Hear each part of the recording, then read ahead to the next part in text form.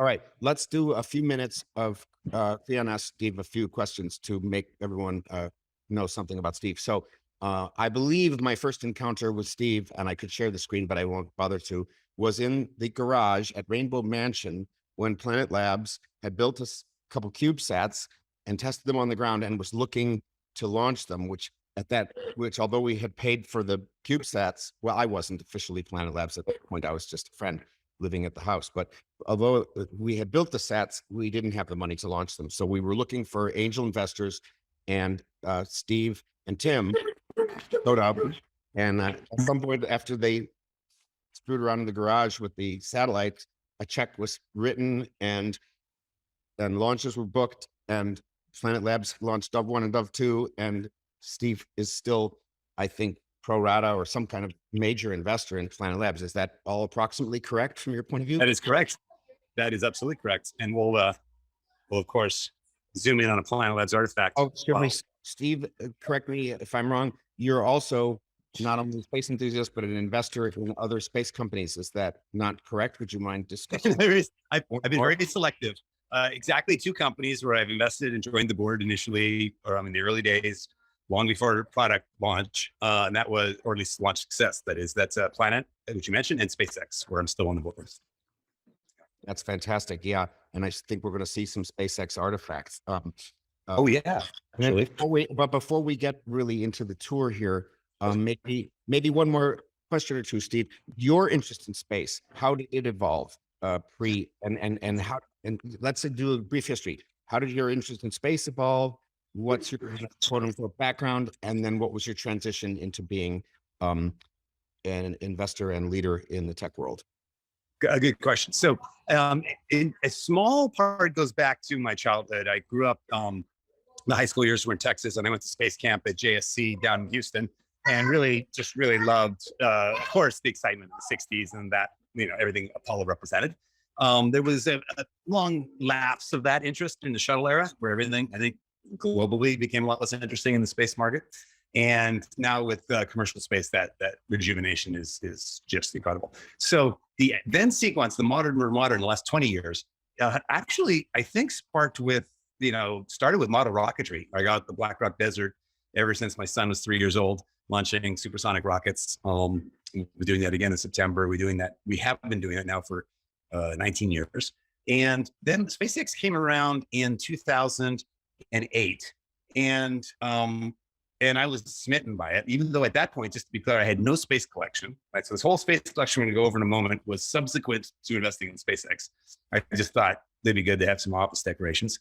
But SpaceX itself, well, as mentioned, one interesting thing. In my prior firm where I worked for 20, let me just get this number roughly correct, 23 years, at least in modern memory. So after my first 2 or 3 years, which are distant memory in the dot-com boom, but certainly in the last 20 years that I was there, only once in the entire time I was there did I bring an investment to the partnership for a Monday vote, which is kind of like, to be fair, you don't usually bring something to a vote unless you think you're going to get it passed. But I'd gotten more and more cheeky, and nothing had ever been turned down. Everything I proposed, we invested in, from Tesla to you name it. And the things I was doing, most of the other partners didn't have any knowledge of. And so I usually was just kind of doing my own deals. And it's almost like a rubber stamp of sorts. So once and only once in my career there that I get just outright turned down. No, we will not invest in this. What are you thinking? In fact, someone emailed me that we should not let our personal passions cloud our investment judgment, as a direct quote. So I was reprimanded and shot down, and that was SpaceX. It was the one time. So how did it happen but then you actually did it? How did it become? Well, I didn't take no for an answer. I spent another 2 weeks lobbying, if you will. This is kind of what happens, I guess, in politics as well. Okay, what are the apprehensions of the 2 partners that, if I could split them to a yes, would get this done? And it was one of risk mitigation. They were more fear-centric. They actually were concerned about a M&A liquidation scenario, which I gave a very low probability. I pretty much, it's going to be all or nothing, but I didn't tell them that. I was like, okay, so you're really worried about that scenario. How about if we put some structure in, some language into the term sheet that says, no matter what happens, at least within any realm of possibility other than bankruptcy, we'll make at least 2 times our money. So a clause that said we'll make 2x our money on IPO, which is unusual. We'll make a 2x liquidation preference on M&A. And then, hey, well, this will make a 2x. And they honestly could not see any way we did more than a 2x. So like, okay, so this is a big check in a late stage company, sort of, even though they haven't really had launch success, they have contracts with NASA, so the revenue will come if they can succeed with product launch. Anyway, make a long story short, that sort of, the argument literally was, how would this ever be more than 2 or 3x from, the $450 million price that we were paying? So, but and how you all collectively figured that out. Well, I persuaded them begrudgingly to accept this weird term, which I think we now subsequently waived and gotten rid of because it's silly. I mean, it's so out of date and ridiculous. But that got it done. Yeah. Okay, so last question before we start the tour in earnest. What was your education, training, and profession and activities professionally and educationally before you got into DFJ or whatever was your first firm? And then like tell us just a wee bit more about being a tech VC and some other juicy bits in that area besides just SpaceX and Planet. Juicy bits. Okay. That'd be interesting. So this should be quick. I'll make this quick. So I studied electrical engineering at Stanford. I did a bachelor's and a master's and started a PhD focusing on neural networks and how they map to parallel processing computers, which was fascinating. But that was 1989 that I started the PhD and then stopped. I was an early adopter and purchaser and user of the connection machine at NASA. I love it. The more blinking lights, the better. They were one of the first computers to realize that people love blinking lights. Just yesterday, someone had one of those. And anyway, it came up yesterday in the conversation as well. So I worked at Hewlett-Packard doing chip design over a number of summers, and it was a high-speed analog bipolar process and some geeky stuff. I was considering joining Sun Microsystems and some other jobs, but basically bipolar Uh-huh. means another thing. Bipolar means another thing to electrical engineers than it does to regular people. Oh, yeah. Sorry. Well, yeah, it wasn't a medication thing or mental health problem. It's just it was a emitter coupled logic bipolar high FT silicon process. Anyway, it was chip design. Did about 12 chip designs. Went to Bain Company for 3.5 years, learned a lot of general business stuff with the goal of going to business school, which I did. Then worked summer jobs at Apple and Next because Steve Jobs was a childhood hero of mine. I was a Apple II programmer, hobbyist as a kid. And then, started venture capital in 1995. This guy, Tim Draper, took a chance on me. Most venture firms wouldn't even interview someone they didn't know personally. And I was just sending resumes over the transom, as they say, just randomly shooting off resumes to firms. And this one guy was like, I had another offer also, but Tim's was the most how should I put it? Well, it's ultimately the one I connected with and joined. And I worked in venture capital for, segueing to that topic, for, as I mentioned, since 95. Started with the dot-com boom, which is a lucky and lovely place to go, not just because it's easy to make money, but you learn quickly and you get feedback quickly on your performance. So I was able to get promoted to partner very, very quickly within months of joining. And then since then, I don't know what you want me to share, but was an early investor and board member for a decade with Tesla, which has been spectacular, of course, as an investment. Planet Labs, which is I'm very excited about, led the seed round and then the Series A as well. The first 2 rounds of Planet. And lately at Future Ventures, which is where we are now, this is like a space museum masquerading as a venture office.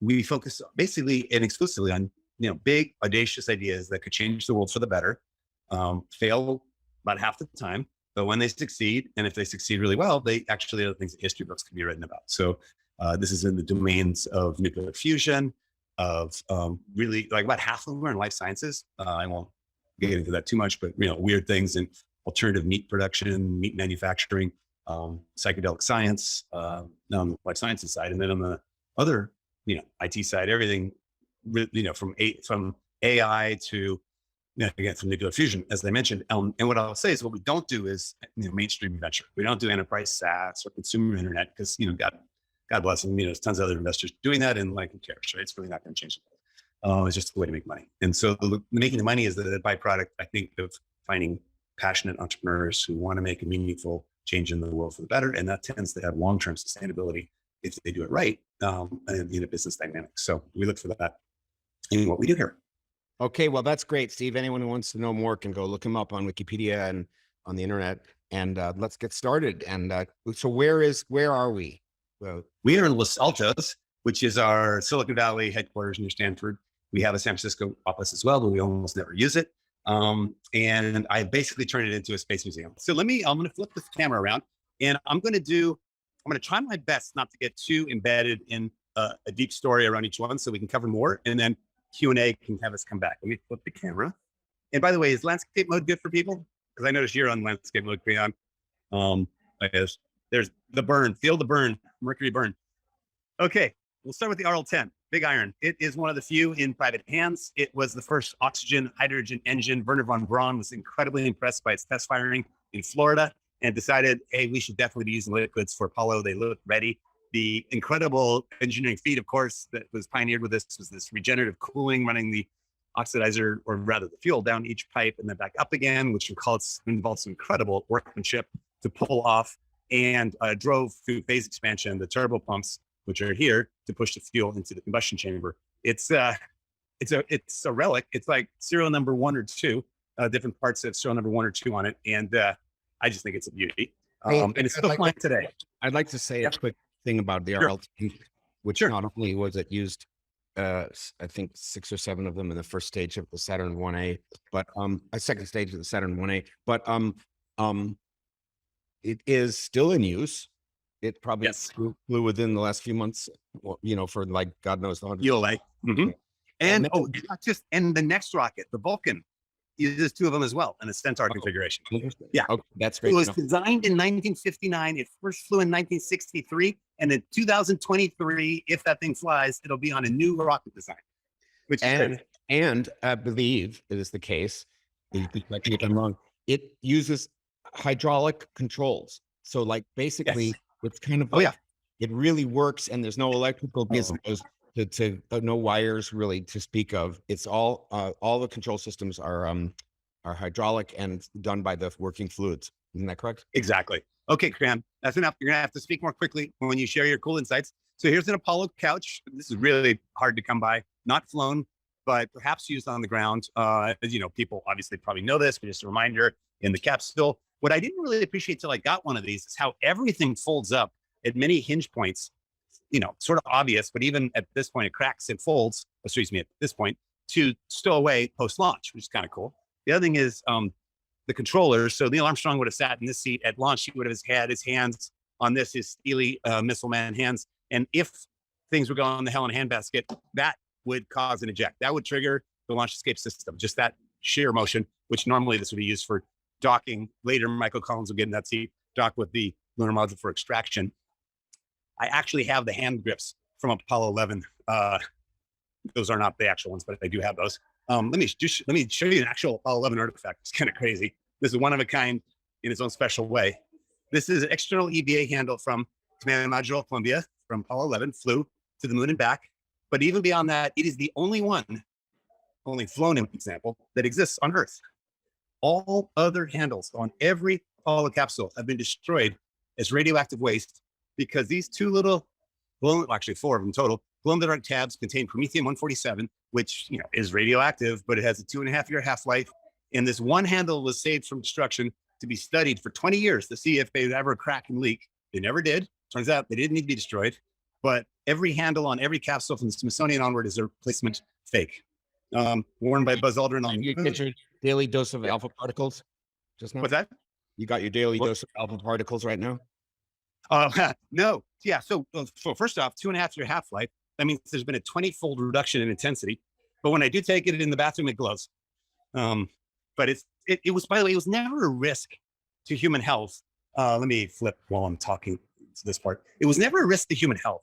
It was a risk if the capsules cracked, the fluid came out as a liquid form, and if you ingested it. So I think the simpler policy would have been just don't let anyone lick the capsules on display in museums. It would have been good. But what are you gonna do? So by the way, I have a couple of guests walking behind me in case you ever see them. They're from next door and they want to be part of this tour. So in any case, I'm welcome them to join me in here if you want. Okay, so we're walking to a little closet vestibule. Some really cool artifacts like the Skylab bike are here. It's just other people that think it was aesthetic and beautiful as I do, but I'll just briefly mention, isn't it funny how they use lunar module like knobs and switches for things like heart rate, and beats per minute and, RPM and all this kind of stuff for a bike. and how they invented everything. This like for weight, where weight is an issue, like a Shimano or Nook pedal. I'll show you. Actually, where'd the shoe go? Oh, here it is. You're blocking the lens. Yeah. You're blocking the lens. Yeah. Sorry, my bad. This really heavy, solid piece of metal fits into the pedals, and I was like, wow, why not do something a little more lightweight? Then I realized the entire floor of Skylab was a set of triangles, so you could lock in not just onto the bike, but anywhere on the flooring at any of 60-degree angles, to keep yourself from floating off. So I thought that was kind of brilliant. But the reason I came in here, some wreckage from SpaceX F9R, the very first Mercury attempt at flight, Titan, blow up on Vandenberg, Firefly, and another SpaceX piece of wreckage from all these are from Starship. This is a bang bang valve from Starship SN8 that blew up, and this piece of wreckage as well. When I was there after a board meeting, I of course had to collect some souvenirs. This we collected it in McGregor when the F9R blew up. But the reason I came in here was this artifact. This boy's been moved in here. The reason it's in this closet for now is I was a little worried that it's the only item that is super hot with a Geiger counter. I went around to my meteorites and everything, and I have some Viking, by the way, Viking biological instrument, which has radioactive carbon-14 in it and stuff. So I thought, let me just check if anything's hot in the office. This one lit up like a firecracker. And what it is, you never guess, I don't think. It's this little item. The Lunar module flight computer is thoriated magnesium housing. Now, it turns out not to be bad to human health, and it was inside the Lunar module. But let's step back. That's why this is here. What is it? It is an entire Lunar module flight computer. First, consider the size. Wow, I almost knocked over a shuttle engine. This ball is a 2-axis, use my finger yet, 2-axis IMU. Our iPhones have much better 6-axis accelerometers in them today. It's a work of art, mechanical device inside of another mechanical device. A big bet on integrated circuits took place. Later, I can show you memory arrays and stuff. But generally speaking, the story of Apollo, in my opinion, is one of computational advance on the US side, where at its peak, Apollo consumed half of global semiconductor output, which is hard to fathom, half of the entire world. By the way, just as an aside, everybody should read the book Digital Apollo. Yes. Fantastic book. Now, this is actually kind of amazing in that not only is it a complete unit in a different frame, which I'll get to in a moment, but it's all the elements of a flight computer, all the wiring harnesses, and we believe the software is intact with most of the code for Apollo 14. But here's where it gets really interesting. We pulled out some of these boxes, looked up the part numbers, and this particular unit is the flight computer from LM2. LM2 is the lunar module in the Smithsonian. The first unmanned flight, LM1, went well enough that they didn't need to fly LM2. And yet the one sitting in the Smithsonian doesn't have a flight computer. It's right there in front of you. And why was it pulled out? It even gets more interesting. And why was it put in this case? It was used, and you'll see it here at the top of this airplane, exactly as it is here in the same configuration. There's actually an Apollo disk key down below to control it. It was used in the very first flight with digital fly-by-wire, meaning the pilot with the joystick is not controlling any ailerons physically. Everything goes to a computer, and the computer controls all flight surfaces.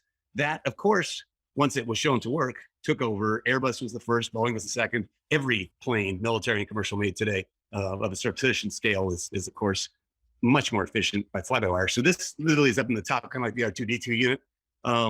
And the code was similar. 40% of the code was the same as Apollo 14, which is kind of amazing. You fly an airplane with mostly the same code base as flew the lunar module. And part of it's because a lot of it's low-level system stuff, like how to interpret the IMU. Okay, let's go. Let me just say here, I'm just looking. So it doesn't have original code. I think it has 48%. Someone asked Apollo 14 code simply because it overlapped. But yes, you're correct. It does not have the programming stack of Apollo, unfortunately. Better. Now, some of the core memory blocks I have might. Okay, let's go over here. There's some cool stuff in here. I don't want to talk about this boy. Probably nothing. Let's go over here. So this is some of my favorite stuff. Oh no, I can do it. So they're small items, and they're in a locked glass case, partially because they've been to the moon in many cases, or they're just really cool. So by the way, show the camera. Oh yeah, the camera. Oh yeah, the first Hasselblad in space. That literally is Wally Shiraz. There's an enormous amount of research yet to be published to establish that this was the first camera ever flown, first Hasselblad that is, in space, Shara and an MA8, not the one that sold at auction for, $500,000. I think it's $750,000. That actually is not the first in space, but that'll come later. This was my favorite thing. Someone asked what's my favorite. This wrist EVA checklist, what to do. It's got, I'll show from the side, several pages and tabs. It is a spiral bound, plasticized pages itself on an arm cufflink, which is roundish, so the pages don't flap with inertia, was on John Young's wrist when he did the famous jump salute shot.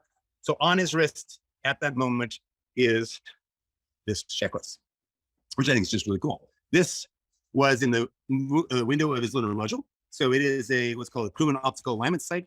It basically is a very special, reticle projecting onto that 45-degree glass. You can sort of see it purplish and green. Oh yeah, I can see it better now. That basically puts a crosshairs on that. And if you have to line that up with the opposing command module to be able to dock.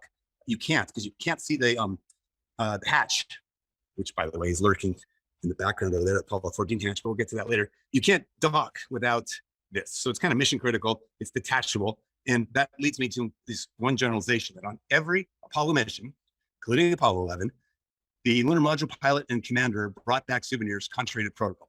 They specifically had a list of what to bring through the hatch, what to leave behind, the jettison, his wasted weight. And in every single mission, they brought souvenirs. This is one of the larger ones Gene Cernan brought back on Apollo 11. It's the armrest you use when landing in a standing position. It sort of locks into place, and you put your arm actually up on the silverish part on the top, and you hold on to something like this translational controller, and you land on the moon. It's detachable, and they brought it back. At first, I thought nobody had the foresight to bring special tools, but I think I recently learned something on Apollo 15 that was detached that in fact involved tools. And I don't have that thing, but that's kind of cool. Leftover food package from Apollo 13 because they really couldn't eat everything. In fact, this is kind of cool. It's an eyepiece used in Aquarius on the Apollo 13 lunar module, where star sighting and, special use of the lunar module was essential to the survival of that mission. And that's kind of cool. It's given to John Young mission control after they got back safely, and they were so thankful for him. For anyone who's curious, you now can legally own all these without any question. There was a time about 10 years ago and prior where things that were left with Apollo astronauts were de facto their property, but never by law. And it was then, and this was used by Neil in training. It was never, so who's this, by the way? This is a lunar scoop used by Neil Armstrong in training. Data recording. This is how you record literally voice and data in the lunar module. I mean, wow, real to real. Anyway, back to legal. It was established by an act of Congress in the Obama administration that anything left in the possession of Apollo, Mercury, and Gemini astronauts is their personal possession. Here's an entire environmental control system, where you have the lithium hydroxide scrubber boxes. You have this crazy interlock mechanism where only one at a time can be accessed. This is the old, remember in Apollo 13, the square peg and a round hole issue. This is the command module square peg one. And you'd have various containers with these cartridges that you swap in and out. I also had all kinds of controls for pressure, humidity, oxygen. It was fairly complex, actually. Glycol loops, fairly complex thing. But let's get back to engines. People wanted to see engines. This is a derivative of the lunar module descent engine. It's called a TR-201. Very simple, hypergolic, butterfly valves on a single shaft. So literally, it's either half on them both, all the way off, or basically have a hard link connector next to two fluids. No regenerative cooling, much more simple, no pumps in that regard. And then just a beautiful hand laid up, and you can see the injector as well at the top. So you had to, of course, have this ablative liner. Fuel cell, no, I have fuel cells number 1, 2, and 3 used to bring up and test all the Apollo equipment. And these of course combine oxygen, hydrogen, making electricity. Are these is this the kind of fuel cell that exploded on 13? The tank, yes. When they stirred the oxygen tank, exactly right. The feed line to this failed. And so this was a big part of the drama of Apollo 13, that these boys stopped working. And they generated, I think, 1,400 watts continuous. The 3 of these in the command module that they couldn't use them anymore. This is an X-15 engine, which also is regenerative cooled. I don't know if you can see the injector. I should put a light in there. The What injector's coming. was the propellant in the X-15? Oh shoot, I don't remember. Like nitric acid? It might have been weird. It might have been, yeah, that's formic. Shoot, I don't remember. Valve assembly for Apollo SPS engine. I actually have an entire Apollo SPS engine, but it's in a, we have to pull the front door off our office to fit it in. It's so big. So that'll be coming into the office later. It's in the shed right now. This is a scramjet, Russian scramjet engine for launch. Now this I got to get to. This is essential. SpaceX DM2 panel. Basically, you know, the part, just to remind you where this is, on Dragon, right above, I don't think you'll be able to see this, right above the, you know, the actual hatch. There's this thing that blows off. The parachute lines go on either side for the main down here, but the drogue is up here. So this thing has to pop before any parachutes come out. You know, if this doesn't pop off, you die because it's essential to the drogues. It has these massive springs in the back that are solid titanium, one counter sunk within the other in opposite directions. I have the third one. The third one amazingly popped off post recovery handling, but I have it in my office because it's just a work of art. So that brought astronauts back from the ISS, and then that piece was recovered separately. Exactly. It landed in the Gulf of Mexico. So I saved the best for last. This flew on DM2. The very first 2 humans in space were brought, you know, went to space and came back with us on their spacecraft. So this is the logo on the Dragon capsule at station and at launch and popped off on the way back. So kind of, to me, an incredible artifact of history. Oh yeah, let's pause. Allison says, any questions for Steve? And I can pause for a moment while we, how was it recovered? Yes.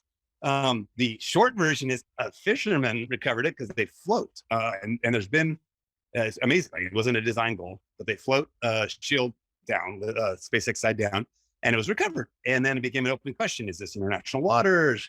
There's actually an act, a law in America that this is, that any rocket launch stuff that lands in the ocean, even international waters, belongs to the rocket launch company, not to anyone who finds it. So it's not finders keepers, but nevertheless, people have found things and are of the stance, so sue me, you know, and that is yet to be challenged in court, as far as I know.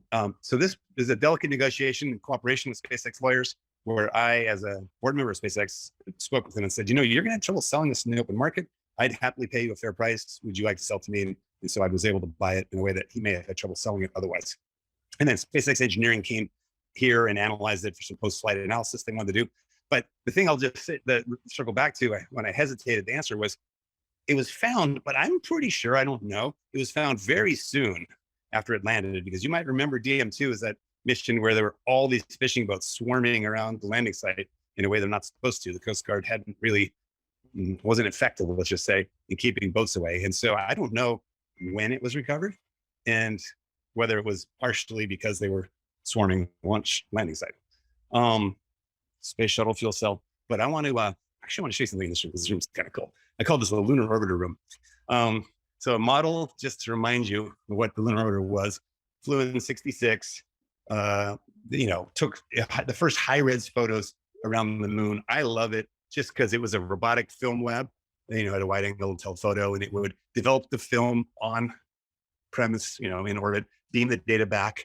At the end of the day, you get these incredible images that are in questions about that, or points. One is that stuff was of course developed for classified spy satellite programs, and those cameras exactly put into the like Corona and yeah. And second, the question: were you at all involved in the lunar orbiter imaging recovery project at Ames? In a way, I was a donor to it. I think maybe Wingo would say my greatest contribution in a negative way was that I published a bunch of photos on Flickr long before it was a thing, where it was the pirate McDonald's that I discovered. And I like went up to it and I was like, what is this pirate flag? And it was a dog barking. And I went inside and took a bunch of photos with him of the Ampex recorders and all the stacks of tape. And then some UFO nuts started to think, oh my God, these are hidden NASA, whatever tapes. And it caused them a lot of grief. But let me just mention a few things then. So here is a high gain antenna for the lunar orbiter, the omnidirectional low gain antenna, just to remind you again, you know, this low gain and this high gain. You've got a complete solar panel, one of these guys, and just for a sense of scale, that's not cut from a wafer. That was the size of a wafer back then. Just to remind you, you know, imagine a circle transcribing that square. That's the best we could do. which is kind of amazing. And I just think it's a work of art. I also have Ranger, Mariner 4, and oh crap, one other one, Pioneer solar panels hanging outside. This is, when you talk about spy things, this is a Gemini engine, which was also used in the Corona program, but it's the only one I've ever seen. Kind of amazing in a way how industrial and how should I put it? Different things Hey, work. we have an interesting general question. Sure. How do you acquire these things, particularly these Apollo things? They come up at auction, or do you have special contacts? What's going on? Good question. So the SpaceX one is probably the only one where special contacts help. The much more common answer is there's two sources. One is auctions, like RR auction, the letter RR for like rare, remarkable, whatever, and Heritage out of Texas. I'll show you this while we're talking. And they'll get stuff from all different types of sources. The second biggest category for me is other collectors who've come to know me and my peculiar interests, and similarly I with theirs, because collecting hard iron, like big physical things, is not as common as, let's say, just collecting signatures, like a Neil Armstrong signature on a baseball, which I have no interest in, right? Collectibles, random signatures, who cares, right? But I like big, bulky things. And they'll connect me directly with a seller, outside of an auction. The third and much more rare one is directly from astronauts. So I dealt with Gene Cernan a little bit, and John Young, but again, brokered by others or at conferences, and it's not as common. This, by the way, was a spare of a Salyut imaging system. This is before Mir, before Skylab, before the ISS, there were actually two militarized space stations, as well as some non-militarized ones, but two of the Almaz stations that were taking photos. That's why it's in this room together at the same time. We might add that one interesting aspect of the militarized Almaz was that it actually, and it may be unique in this regard, it had a machine gun. That's right. And it fired at space. It took out a target, which, by the way, when you think about bullet trajectories in orbit, it's not as obvious. It's long distance where you aim. It was bolted to the side of the spacecraft, so you couldn't aim it. You moved the entire spacecraft to aim the gun, and it froze up after, I think, 26 shots because it didn't have proper heat dissipation. Let's go out here. I want to show you something from Viking, which is pretty cool. Oh, wait, was there anything here? Yeah, there's the first sextant flew on AS-202. That's kind of amazing. For star sighting. It was used in all the subsequent Apollo missions for guidance and control. Why is it inside that big metal? This is a bellows. I don't know if you can see it moving. Like a vibration bellows, probably mounting to the exterior. This is just an aftermarket piece of plexiglass to protect it from, and this too, or maybe it's just for storage.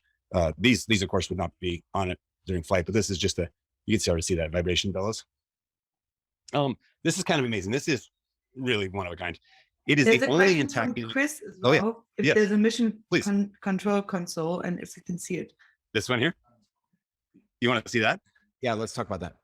Okay. So we'll start up here. Gemini clock from the bunkhouse. The only reason I like this one is that you can actually see it in this photo up here on the wall. This is this clock, with mission control time. I'll just let you see it for a second and all this. But I also like in this photo of Martin Marietta and McDonald is there, at launch control, they have a periscope, which is another way to keep things safe. This one was used in Apollo, then also in the shuttle program, and was then used in the movie Apollo 13. It has a bunch of cool buttons that my daughter loves to play with. And yeah, and by the way, I'll just peel this off here. I mean, it's still got all the crap inside. I mean, I want to fire it up, with an Arduino or something, just kind of make all the lights blink again. But let me come back to Viking, because this is, potentially going to be interesting again. So you might remember, there's a reminder from some museum exhibit, Viking, arm goes down. The arm itself was amazing, but the arm goes down, grabs some 1970s. Yes, exactly. Yeah, 74 and 6, I forget. Grabs Martian regolith, drops it into the sunflower. This, of course, during launch was underneath this thing. Stirs it up, heats it up. Then this part has been set off so you can see inside. Normally this would be sealed up, and so this entire thing is actually quite small, my hand for scale. It contains 4 different instruments: a gas chromatograph, mass spectrometer, and 3 other life detection instruments. I'll let you see inside, packed in with incredible beauty and artists and some rare materials as well. And as you might remember, one of the 4 experiments detected life. I can't remember if it was the atmospheric or the soup digestion. Basically, they had two tests, one of which they put the soil in the presence of like bone broth soup to see if carbon-14 doped carbon was being digested out of the food into the atmosphere and outgassed. And another one, which was carbon-14 doped CO2 in the atmosphere of a Martian simulant fed to, the soil to see if it is being absorbed by something in the soil in a way that maybe be abiotic. One of the tests was, yep, absolutely, there's life on Mars.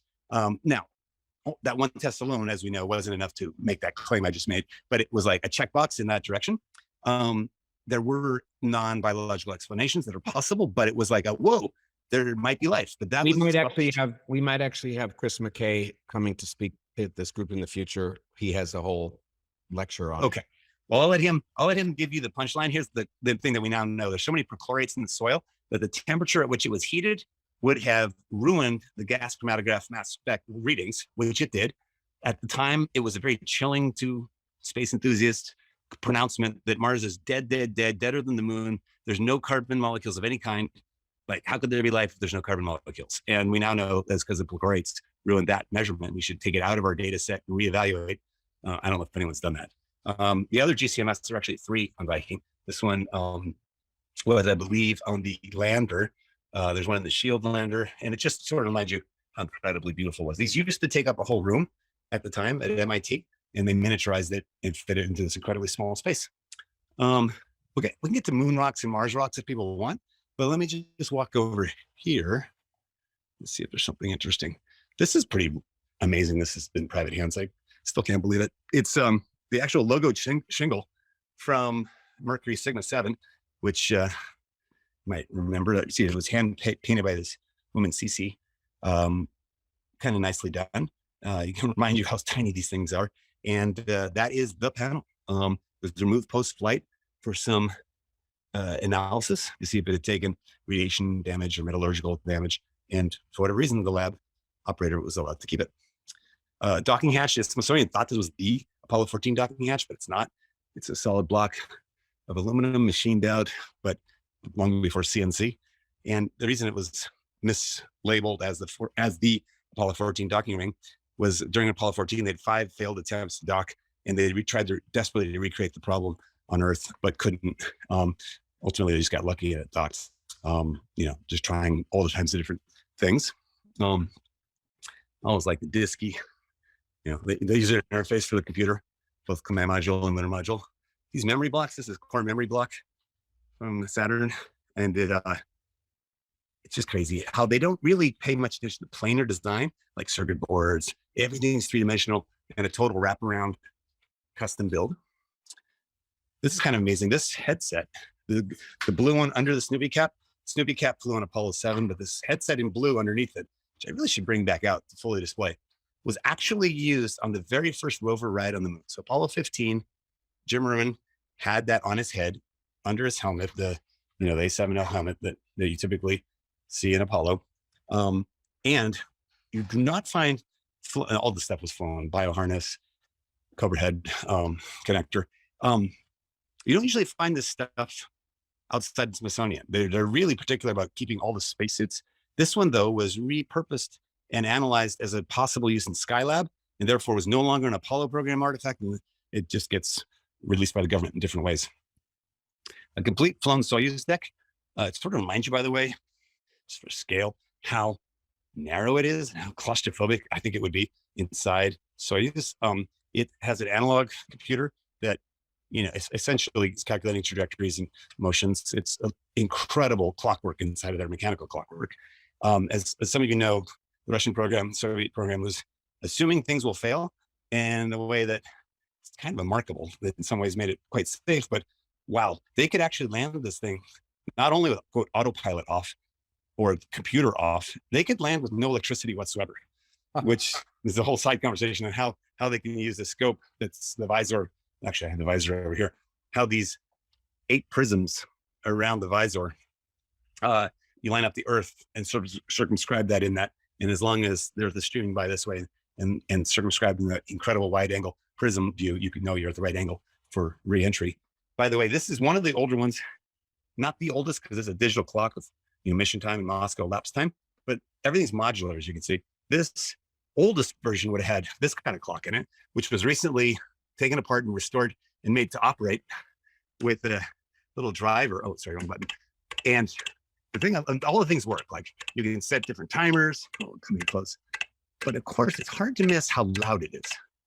Imagine you're in a spherical metal ball for days in some cases, hours certainly, and the thing's going nonstop. It's like a special torture, like water torture in space. This is pretty rare to see. I won't operate the latch because it's kind of precariously perched here, but pressure valve and handle for command module forward tunnel hatch. Kind of a beautiful work of art in my opinion. And you know, when I have a video I posted on YouTube, but you know, when you operate this, it undoes all the peripheral latch points. And it's interesting contrast to this, which is a different hatch. It's a hatch, but it's not quite the same. It was on the first flight of Vauxhall, which I'm probably mispronouncing, but that was the sort of rushed catch up and beat the US at the Gemini era of let's fly more than one astronaut in the spacecraft. And they flew an unmanned mission, which was cobbled together in so many ways, by the way. Like they couldn't even put on spacesuits. There wasn't room. Some of the controls were behind their head. But in this flight had a number of problems, including something went wrong with this hatch, and that's why it was sent aside for study. But 6 days later, they flew 3 humans after this one was really not that successful. Okay, what else are we going to show? Yeah, well, there's a whole flight computer here, but I think I'll jump to, let me just, because it's totally different, how about something completely different?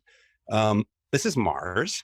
I think it's beautiful. It looks just like what you see from the current rovers. I believe at the time I got it, it was the second largest Mars rocks in private collection. And how do we know it's there? Isotope analysis. Every planet and moon that we've looked at has a very unique signature on this oxygen isotope fractionation lines and other things. This one also, this particular one, is one of, I think, 3 that have trapped air bubbles of Martian atmosphere. And so they've recently, a few years ago, very carefully drilled into one of those and showed that it was still the exact match to Martian atmosphere. To be clear, Steve, this was not brought back from Mars by humans, obviously, or robots. That's right. It was ejected from Mars in an ancient impact and landed. That's exactly right. From the Amazonian period of Mars, it's been in orbit around the sun for a long time, and more recently landed on Earth. That's exactly right. And as with most meteorites that are in private hands, it was discovered in the Sahara Desert. Because anything here you can sort of see that here. If you look at this collection of rocks, they don't look like the Sahara Desert. The Sahara Desert is very, oh yeah, I see that question. I'll get to that question in a sec. Very sandy looking. This one's weird. It's the weirdest thing ever. It is actually a meteorite, and it's been specifically sampled. That's the core sample, a chondrite. But what the hell is going on with these flow lines? So I got this at a Christie's auction, and when it arrived, you'll love this. The tag that was not on the listing, but only the paper tag, said it was extraterrestrial scat, like poo, because it does look like the poo emoji, I must say. And I still haven't figured that one out. Something about the flow lines, I don't know why it would have melted like this. I don't know of any other meteorite that looks like that, but I'll come around for some kind of beautiful ones. Lunar Brachia, an enormous lunar one. This is my biggest whole lunar.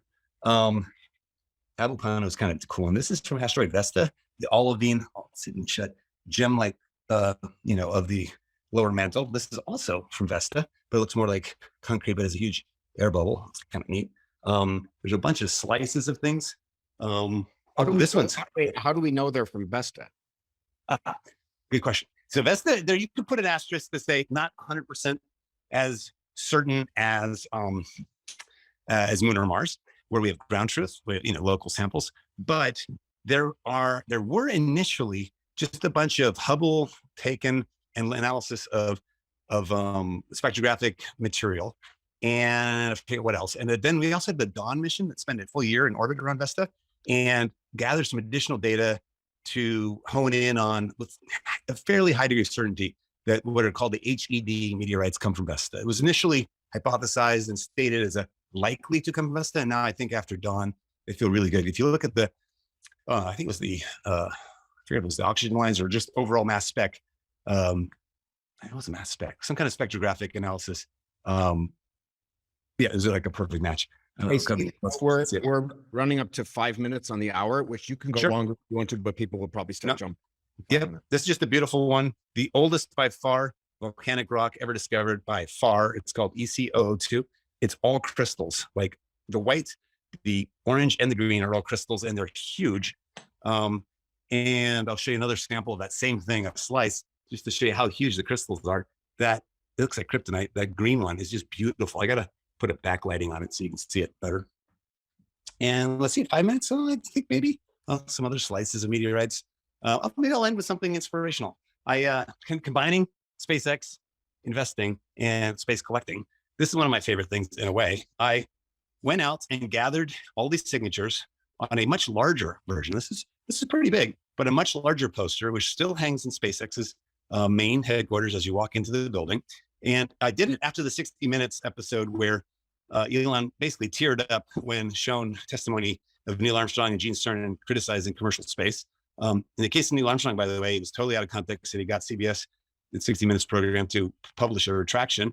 Gene Cernan was a little more crotchety, and I thought, okay, I'm going to work on this my way because I'm buying space artifacts from him. I know his executive assistant, and Elon's request was, I wish they would just come visit, and see what we're doing here at SpaceX. So my mission was get him to go to SpaceX. I failed in that primary mission, but I achieved my secondary mission, which was after getting all these other astronauts from all these other Apollo programs to say something nice. And this was just after the first docking with station, right? So, cargo resupply mission, first success. I brought a photo of that mission, got all these other signatures purposely, then went to crotchety old Gene.